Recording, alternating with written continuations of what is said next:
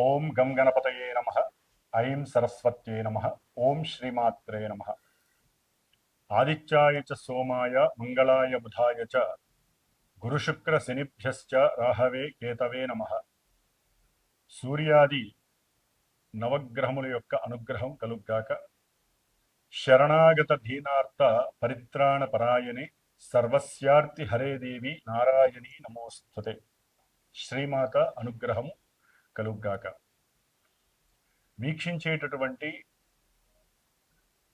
ప్రేక్షకులందరికీ కూడా విజయదశమి మరియు దసరా శరన్నవరాత్రి విశేష శుభాకాంక్షలు తెలుపుతూ శ్రీమాత అయినటువంటి రాజరాజేశ్వరి లలితా త్రిపుర సుందరి అనుగ్రహము అందరికీ కలిగి మనకి అంతరిక్షంలో సంచరిస్తున్నటువంటి గ్రహముల యొక్క కలయిక, అలాగే వీక్షణములు, వీటిల్లో ఏదైనా ఇబ్బందులు తేడాలు ఉన్నట్లయితే అవన్నీ తొలగిపోయి ఈ 11 రోజులు అమ్మవారి యొక్క అనుగ్రహము కలగటానికి ఎవరైతే నిత్యము పరితపించి అమ్మవారి యొక్క పూజా పునస్కారాదులు చేసుకుంటారో, హోమాదులు చేసుకుంటారో వారందరికీ కూడా ఆ కాత్యాయిని అయినటువంటి లలితా పరమేశ్వరి అనుగ్రహము కలిగి సర్వత్రా విజయప్రదము కలుగుగాక.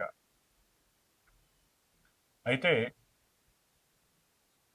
మనకి ఈ సెప్టెంబర్ మాసంలో సూర్య భగవానుడు 17వ తేదీ రోజున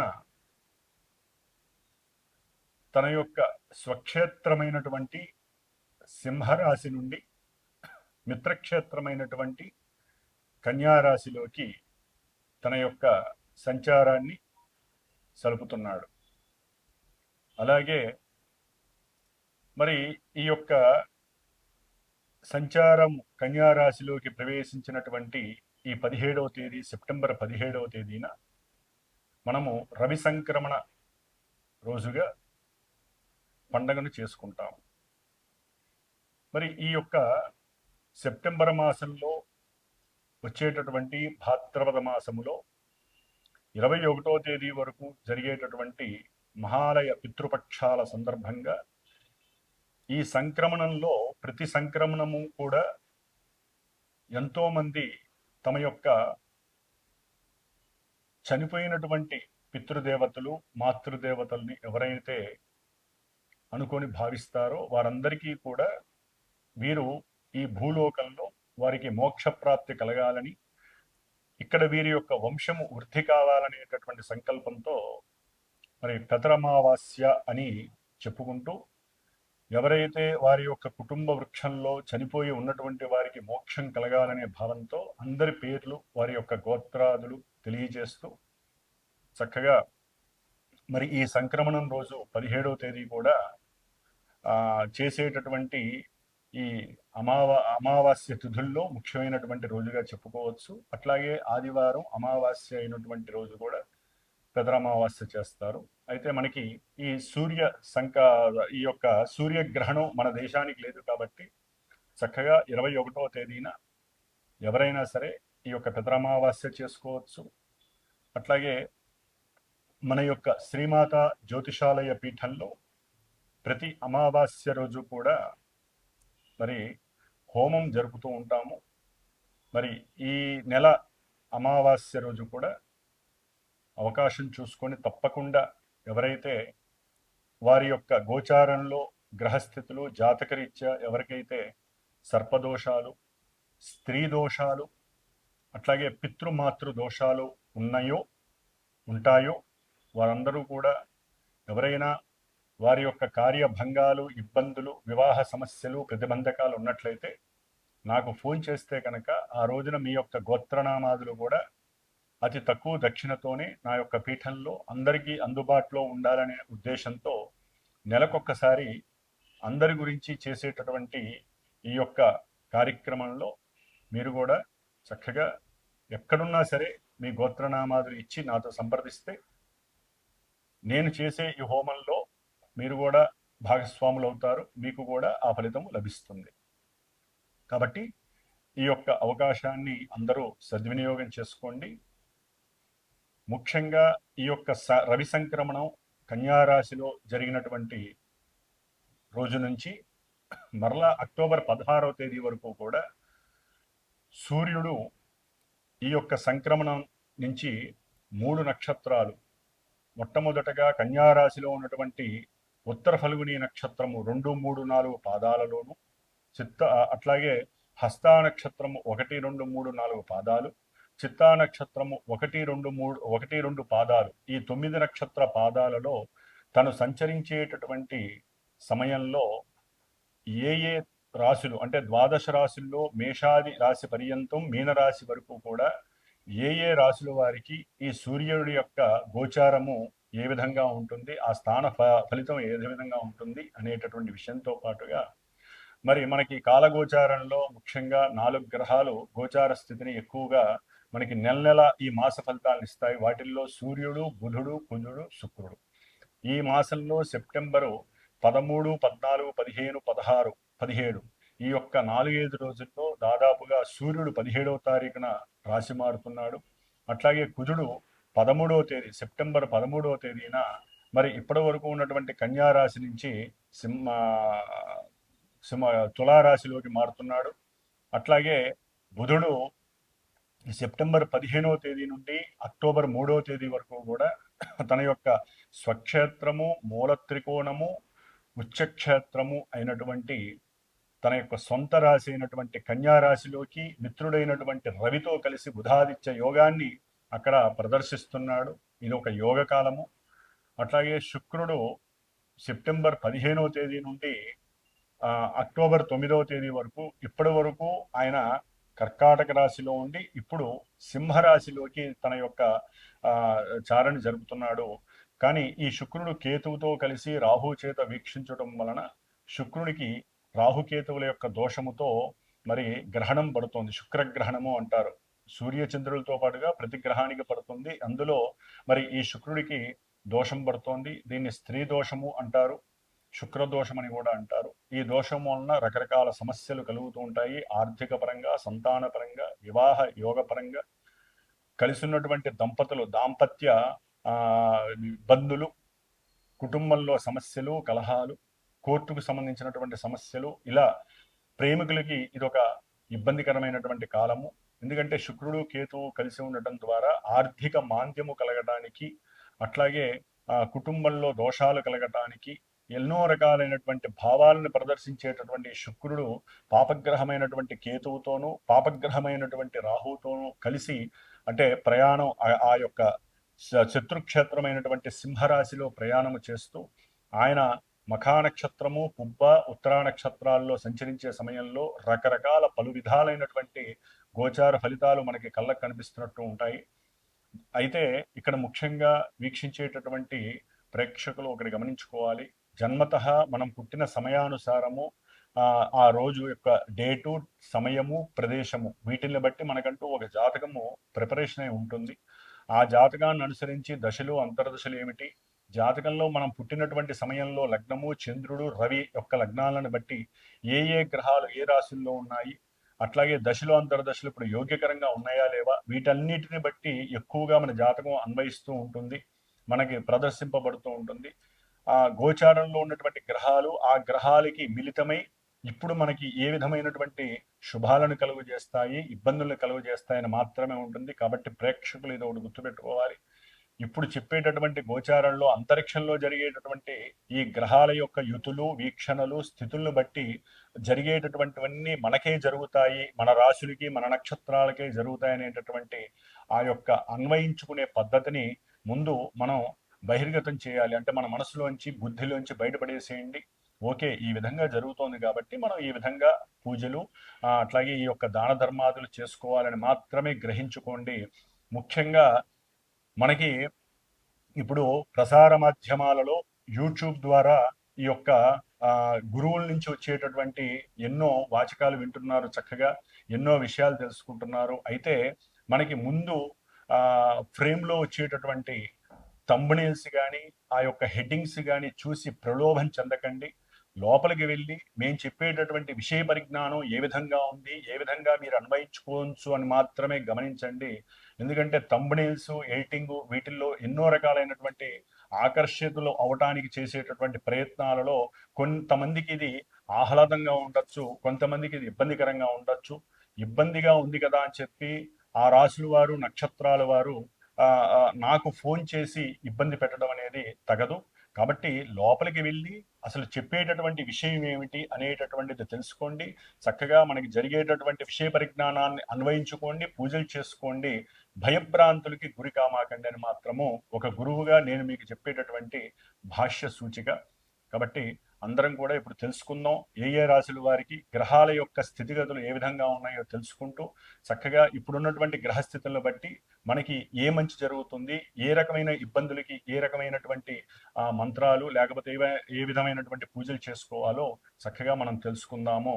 ముఖ్యంగా ఈ విజయదశమిలో ఈ 11 రోజుల్లో దుర్గాష్టమి రోజున మా యొక్క శ్రీమాత జ్యోతిషాలయ పీఠంలో దుర్గాష్టమి రోజున ఈ శుక్రుడు సూర్యుడి యొక్క సింహరాశిలో కేతువుతో రాహుతో వేధ బాధ చెందుతున్నట్టుగాను శుక్రగ్రహ దోష పరిహారార్థమై మరి అంతటి స్త్రీ శక్తి అయినటువంటి అమ్మవారు శుక్రుడి యొక్క అధిష్టాన దేవత కాబట్టి ఆ దుర్గాదేవి అనుగ్రహాన్ని చండీ రూపకంగా చండీ సప్తసతి పారాయణ హోమం జరుగుతుంది.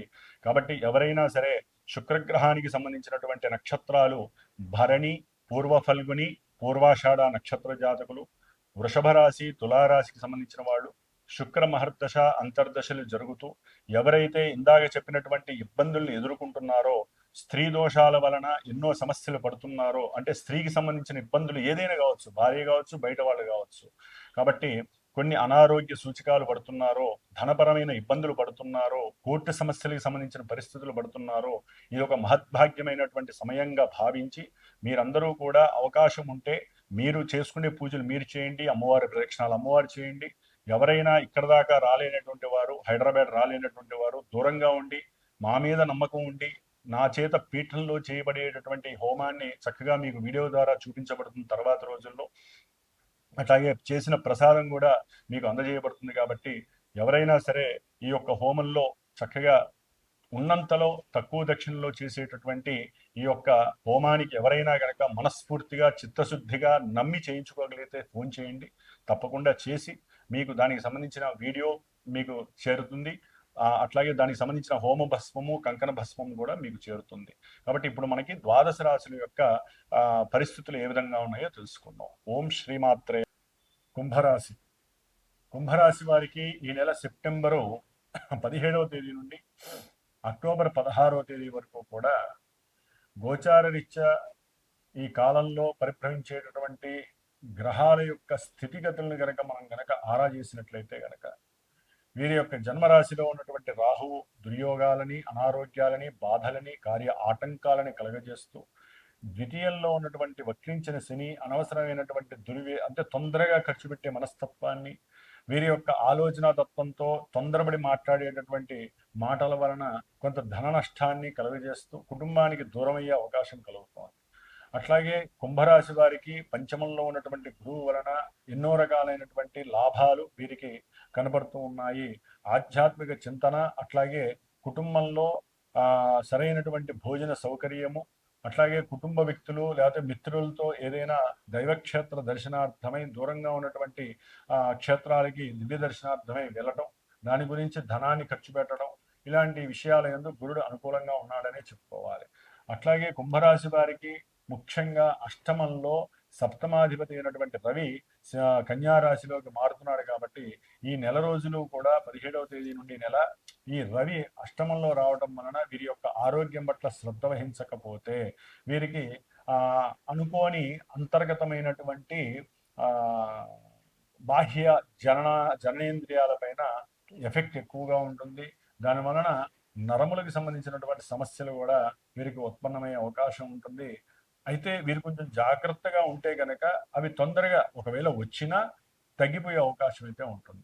తండ్రితో విభేదాలు, అట్లాగే చేసే వ్యాపారాదుల్లో వీరు అనుకున్న విషయంలో సరైనటువంటి పరిస్థితి జరగకపోవటము, వీరేదో ఊహించుకుంటారు, ఆ ఊహకి తగ్గ ఫలితం వీరు కళ్ళ ముందు కనబడకపోవటం వలన వ్యాపారస్తుల మధ్య ఉన్నటువంటి భాగస్వామ్య విషయంలో ఆకస్మికంగా రద్దు చేసుకోవడం, బాండ్స్ చించేయడం, దాని ద్వారా వారి మధ్య కోపావేశాలు కలిగి ఒకరికొకరు మాట్లాడుతుంతో పాటుగా ఒకరి మీద ఒకరు చేయి చేసుకునే పరిస్థితి కూడా కుంభరాశి వారికి కలుగుతుంది. బుధుడు అష్టమంలో పంచమాధిపతి అష్టమాధిపతి ఉండటం వలన వీళ్ళ యొక్క షేర్స్ యొక్క విలువలు కూడా పెరిగే అవకాశం ఉంటుంది. గవర్నమెంట్ షేర్స్ అయితే కొంచెం పడిపోయే అవకాశం ఉంటుంది. ప్రైవేట్ పరంగా అయితే కనుక కొంత పెరిగే అవకాశం ఉంటుంది. కాబట్టి షేర్స్ పరంగా వీరికి ఆకస్మికంగా కొంత లాభం కలిగి వీరు ఏదైనా అప్పులు చేస్తుంటే అప్పులు తీర్చే అవకాశం కూడా కనిపిస్తుంది. అంటే వ్యాపార పరంగా ఏదైనా అప్పులు చేస్తుంటే గవర్నమెంట్ పరంగా ఆకస్మికంగా మీ నెత్తి మీద అవసరం లేని కొంత బెడద అంటే ఒక బరువు పడటము, ఆ బరువుకి తగ్గ ధనాన్ని మీరు నష్టపోయే అవకాశం కూడా కనిపిస్తుంది. ఏదైనా మీకు వచ్చినటువంటి ధనంతో ఇది పెద్ద సమస్య కాదు. అయితే కుంభరాశి వారికి శుక్రుడు సప్తమంలో ఉండటం ద్వారా విద్యార్థులు ఎవరైతే ఉన్నారో ఉన్నతమైనటువంటి చదువుల కోసము తండ్రి యొక్క సహాయ సహకారాలు తీసుకొని మీరు ఏదైతే ఊహించుకున్నారో ఆ చదువుల యందు నిమగ్నత చూపించడానికి విదేశీ ప్రయాణాలకు వెళ్తాం అనుకున్న వాళ్ళు, లేకపోతే పెద్ద చదువులు చదువుకుందాం అనుకున్నటువంటి వారికి ఈ రాహుకేతువుల యొక్క సంబంధం వలన సర్పదోష ప్రభావం వలన కొన్ని ఇబ్బందులు కలుగుతాయి. అట్లాగే విద్యార్థులకి కాలేజీల్లో కానీ స్కూల్స్లో కానీ స్త్రీ పరంగా కొంత ఇబ్బందులు ఎదురే అవకాశం ఉంటుంది. కాబట్టి కొంచెం జాగ్రత్తగా ఉండాల్సినటువంటి అవసరం ఉంటుంది. ధనపరంగా విద్యా ప్రయాణాల్లో కొంత ధనాన్ని అవసరం లేని విధంగా నష్టపోయే అవకాశం కలుగుతుంది. తండ్రితో వ్యాపారపరంగా కొంత మాట పట్టింపులు కలిగే అవకాశం కూడా ఉంటుంది. ఏదైనా ఒక వెహికల్ కొనేటటువంటి విషయంలో కూడా వీరికి కొంత అపశృతి కలుగుతుంది, లేదా ధనాన్ని కొంచెం కోల్పోయే అవకాశం ఉంటుంది, లేకపోతే అసలు ఈ బండి కొనడం అవసరమా లేదా అనేటటువంటి ఒక ఆలోచన కూడా వీళ్ళు బయలుదేరుతుంది. దాని ద్వారా వెనక్కి వచ్చే అవకాశం కూడా ఉంటుంది. అట్లాగే కుంభరాశి వారికి భాగ్యంలో ఉన్నటువంటి కుజగ్రహం వలన చేసే ప్రయాణాలు కొంత ఇబ్బందులు కలిగే అవకాశం ఉంటుంది.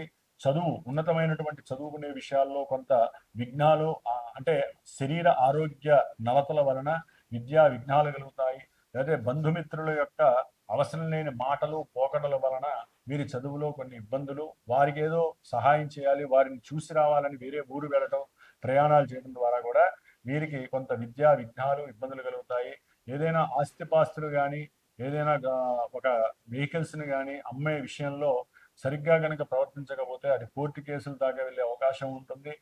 మీరు అమ్మేటటువంటి విషయంలో అవి మీవి కాదు అనేటటువంటి మాటతో మీరు కొంచెం నిరుత్సాహాన్ని ఎదుర్కోవటం, కోపంగా మాట్లాడటం, గవర్నమెంట్ వ్యవస్థలు న్యాయస్థానాలు మీకు కొంత పెనాల్టీలు విధించడం ద్వారా కూడా ధనాన్ని కోల్పోయే అవకాశం ఉంటుంది. కాబట్టి ముఖ్యంగా మీరు స్త్రీ దోష పరిహారార్థమే అటు సుబ్రహ్మణ్యేశ్వర స్వామికి అర్చనలు చేసుకుంటూ ఆ భార్యాభర్తలు కొంచెం అనుకూలంగా ఉండటానికి ప్రయత్నం చేయండి గృహంలో. అట్లాగే మీరు గనక సరిగ్గా ఉండకపోతే మీ మధ్య కొంత ఇబ్బందులు, ప్రేమానురాగాలు తగ్గే అవకాశం ఉంటుంది.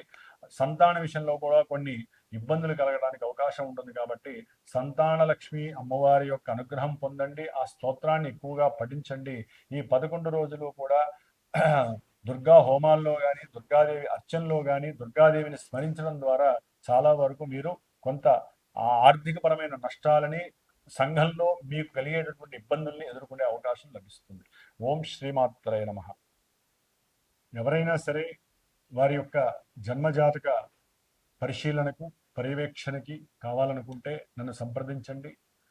స్క్రీన్ పైన ఉన్నటువంటి ఈ ఫోన్ నెంబర్కి కాల్ చేసి వాట్సాప్లో మెసేజ్ ద్వారా కానీ లేకపోతే నాకు డైరెక్ట్గా ఫోన్ చేయటం కానీ చేయండి. చక్కగా మీ యొక్క జన్మజాతక విశేషాలని తెలుసుకొని వివాహము, ధనము, విద్య, అట్లాగే చేసే వృత్తి ఉద్యోగాల ఎదుగుదల గురించి, కలుగుతున్నటువంటి కష్ట నష్టాలు ఏ గ్రహం యొక్క దశలు అంతర్దశలు వలన కలుగుతున్నాయో వాటికి సరైనటువంటి శాంతులు చేసుకోవటం, పూజాధికాలు, హోమాదులు, అభిషేకాలు చేసుకొని ఈ మనం అనుభవించే ఈ కర్మ దోష నివృత్తికి ఈ దైవారాధనలు మంత్రప్రయోగం ద్వారా మాత్రమే ఆచరించుకొని మనం బయటపడగలం. కాబట్టి మనం ఈ విధమైనటువంటి ఎవరైనా సరే జాతకరీత్యా ఏ సమస్య ఉన్నా సరే ఫోన్ చేయండి. దానికి తగ్గ సరైనటువంటి దక్షిణ రుసుముని చెల్లించి మీకు కావలసినటువంటి జ్ఞానాన్ని ఇవ్వడానికి నేను సిద్ధంగా ఉన్నాను. కాబట్టి ఏ పూజలైనా సరే మా యొక్క శ్రీమాత జ్యోతిషాలయ పీఠంలో నిత్యము కూడా ఈ గ్రహాలకు సంబంధించినటువంటి జపాలు జరుగుతూ ఉంటాయి, రుద్రాభిషేకాలు జరుగుతూ ఉంటాయి. ప్రతి నెల అమావాస్య రోజున పీఠంలో ఎవరికైతే సమస్యలు ఉన్నాయో వారు విడిగా హోమం చేసుకోవాలంటే చాలా విపరీతమైనటువంటి ఖర్చులు అవుతున్నాయి. కాబట్టి ఉన్నంతలో తగినటువంటి దక్షిణతో ఈ ప్రతి అమావాస్య రోజున కూడా మా పీఠంలో హోమం జరుగుతుంది. కాబట్టి ప్రత్యక్షంగానైనా కూర్చోవచ్చు, లేదా ఎక్కడ దూరంగా ఉన్నటువంటి వారు గోత్రనామాలు ఇచ్చైనా సరే చేయించుకోవచ్చు. ఆ ప్రసాదాలు మీకు అందజేయబడతాయి. కాబట్టి ఇది గమనించి ఎవరైనా సరే ఈ యొక్క అవకాశాన్ని భాగ్యంగా మీరు తీసుకోమని చెప్పి నేను మీకు విన్నవించుకుంటున్నాను. ఓం శ్రీమాత్రే నమో నమః.